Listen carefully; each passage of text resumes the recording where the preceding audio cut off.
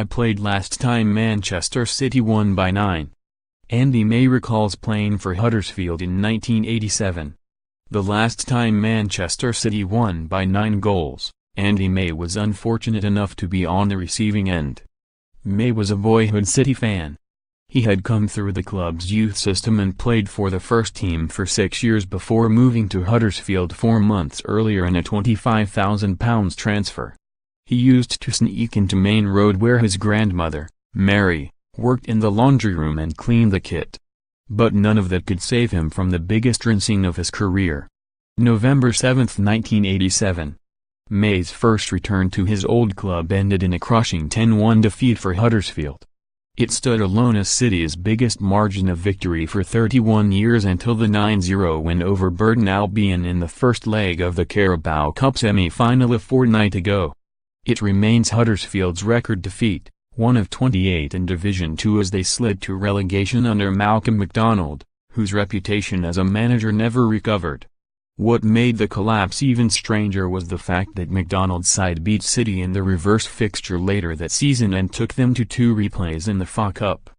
It was freakish day, May told Sportsmail. Just one of those days when everything that could go wrong did go wrong. Everything they touched ended up in the back of the net, and every mistimed tackle by Huddersfield seemed to lead to a goal. We started the game quite well, to be honest, and had a couple of early chances. But City scored with their first shot on goal and it came from an unlikely source in Neil McNabb. Obviously, everything crumbled disastrously after that. It was a hell of a turnaround. Paul Stewart, David White and Tony Adcock all claimed hat-tricks to complete the rout. May converted a late penalty in front of the Platt Lane stand where he used to watch as a boy with his dad Kevin, earning an ovation from the City fans who still saw him as a hero, and prompting a conga among the Huddersfield supporters, but it was little consolation for the Collyhurst-born midfielder. Afterwards one of our players joked, "Well, that was a bad day at the office. I'd never experienced anything like that before.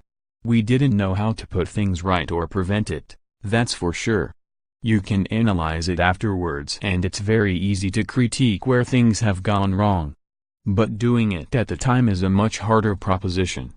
I was still living in the area at the time and hadn't moved over to Yorkshire, so there were plans in place to socialize with some of the City players after the game." May, now 54 and involved in a logistics business in the Northwest, made 174 appearances for City and scored 8 goals after joining the club from school. "My grandma was the laundry lady in the 60s and 70s, he recalled. I was allowed to sneak in and go see her. I'd see the players there so I had more insight than the normal fan.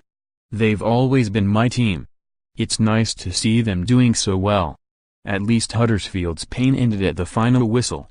Burton have a second leg to play against Pep Guardiola's side. "I think Nigel Clough will just ask his players to go out and treat that game as a one-off," said May. "I will be shocked if we see the same scoreline. But if City get the opportunity to repeat it, I'm sure they will take advantage."